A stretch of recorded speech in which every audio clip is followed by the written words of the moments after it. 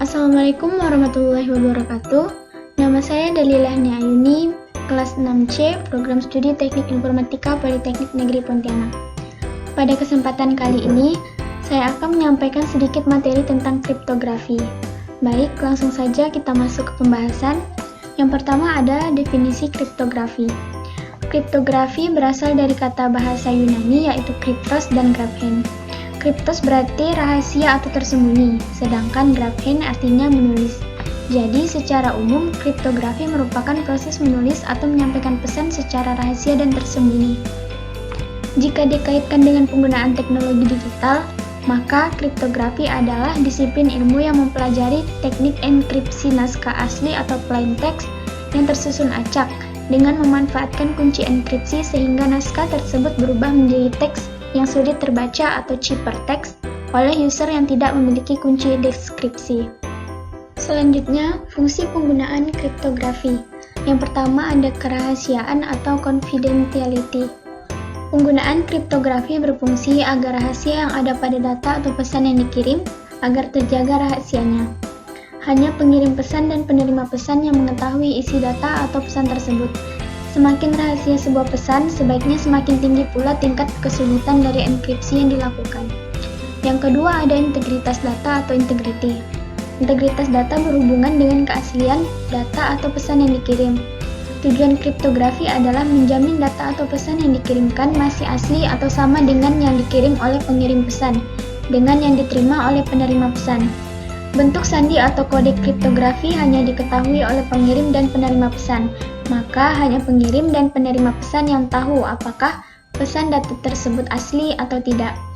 Jika sandi atau kode yang digunakan oleh pihak lain, maka jaminan pesan tersebut asli bisa diragukan. Karena bentuk dari jaminan integritas ini adalah pesan yang dikirimkan bebas dari penyisipan, penghapusan, perubahan data ke dalam bentuk yang lain, sehingga data yang diterima benar-benar sama dengan yang dikirimkan. Yang ketiga, autentikasi atau authentication. Autentikasi adalah bentuk pengenalan bahwa pesan yang dikirim benar-benar dari si pengirim pesan yang kita butuhkan pesannya. Karena bisa saja seseorang mengirimkan pesan yang bukan dari pengirim yang kita kehendaki. Dalam kriptografi, autentikasi ini berfungsi sebagai pengenal bahwa pengirim dan pesan yang dikirim merupakan benar-benar yang diinginkan. Karena seseorang bisa menyamar untuk menjadi pengirim dan mengirimkan pesan yang salah.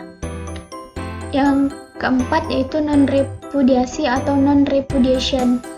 Non-repudiasi adalah bentuk bukti bahwa kita melakukan sesuatu yang tersimpan jejaknya dalam bentuk digital. Non-repudiasi berarti tidak ada penyangkalan, yaitu tidak ada penyangkalan terhadap apa yang telah dilakukan. Yang kelima ada pertukaran kunci atau key exchange. Key exchange merupakan bentuk pertukaran yang memungkinkan seseorang bisa menukarkan atau memberikan data secara aman tanpa diketahui oleh pihak ketiga. Seseorang yang memiliki kunci bisa menukar dan memiliki data atau pesan yang ada. Kriptografi dibagi menjadi dua bagian. Yang pertama kriptografi klasik dan kriptografi modern. Algoritma kriptografi klasik digunakan sejak sebelum era komputerisasi dan kebanyakan menggunakan teknik kunci simetris. Salah satu teknik yang termasuk ke dalam kriptografi klasik adalah substitusi. Teknik substitusi adalah menggantikan karakter dalam plain text menjadi karakter lain yang hasilnya adalah ciphertext. Teknik substitusi dibagi menjadi dua bagian yaitu substitusi Kaiser-Cipher dan substitusi Vigenère-Cipher. Substitusi Kaiser-Cipher merupakan teknik enkripsi yang paling sederhana dan banyak digunakan. Pada cipher ini, setiap huruf pada plain text-nya digantikan dengan huruf lain yang tetap pada posisi alfabet atau bergeser sesuai kebutuhan. Misalnya diketahui bahwa pergeseran sama dengan 3 atau plus 3, maka huruf A akan digantikan oleh huruf D, huruf B menjadi huruf E, dan seterusnya. Untuk tabel pergeseran plus 3 bisa dilihat di bawah ini. Selanjutnya kita masuk ke contoh Kaiser-Cipher. Di sini saya menggunakan plain text theory system. Nah, untuk mencari ciphertext-nya, kita sejajarkan plain text-nya dengan ciphertext-nya. Seperti contohnya yaitu plain text-nya di huruf T, maka digantikan dengan huruf W. Begitu juga dengan huruf E, maka digantikan dengan huruf H. Lakukan hal yang sama untuk huruf-huruf berikutnya, sehingga ciprer teksnya menjadi WH, RU, L, VL, VW, HP. Sedangkan substitusi Vigenère cipher adalah metode menyandikan teks alfabet dengan menggunakan deretan sandi kaisar berdasarkan huruf-huruf pada kata kunci. Vigenère cipher menggunakan tabel 26x26 dengan huruf A sampai Z sebagai judul baris dan kolom. Kita masuk ke contoh Vigenère cipher. Di sini saya menggunakan plain text yang sama, yaitu teori sistem dengan kata kunci quali. Kita buat tabel di samping seperti ini. Plain textnya teori sistem dan kata kunci quali. Untuk kata kuncinya bisa diulangi selagi teks pada plain textnya masih ada, sehingga kata kuncinya menjadi seperti ini. Nah, untuk mencari cipher teksnya, kita mencari titik temu antara huruf pada kata kunci dan plain textnya. Contohnya, huruf pertama pada plain textnya itu T dan huruf pada kuncinya itu K. Maka pada kolom di atas kita digunakan sebagai plain text, yaitu huruf T. Dan kolom yang di samping ini merupakan kolom untuk kuncinya, sehingga dicarilah titik temu antara huruf T di plain text dan huruf K di kunci, maka ditemukanlah huruf D. Lakukan yang sama untuk huruf berikutnya, sehingga cipher text dari plain text teori sistem menggunakan metode Vigenère cipher dihasilkan DY, OC, QC, CSE, MW. Selanjutnya ada kriptografi modern. Algoritma kriptografi modern merupakan suatu perbaikan yang mengacu pada kriptografi klasik.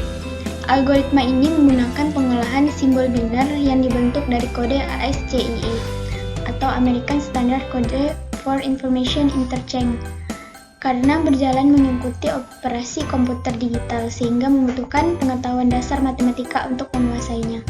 Algoritma ini memiliki tingkat kesulitan yang kompleks yang menyebabkan kriptanalis sangat sulit memecahkan cipher teks tanpa mengetahui kuncinya. Contoh kriptografi modern yaitu MD5, EC4, AES, dan lain-lain. Untuk membuat kode kriptografi MD5 dapat dilakukan melalui PHP MySQL dan online melalui Google. Saya menggunakan online melalui Google dengan memasukkan cipher teksnya di kolom ini, maka dihasilkan kode MD5 seperti ini. Dari pembahasan di atas dapat ditarik kesimpulan, kriptografi adalah disiplin ilmu yang mempelajari teknik enkripsi naskah asli atau plain text yang tersusun acak dengan memanfaatkan kunci enkripsi.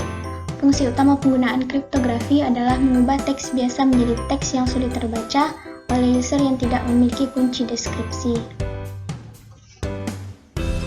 Mungkin hanya itu yang dapat saya sampaikan, semoga dapat berguna untuk teman-teman semua. Terima kasih. Assalamualaikum warahmatullahi wabarakatuh.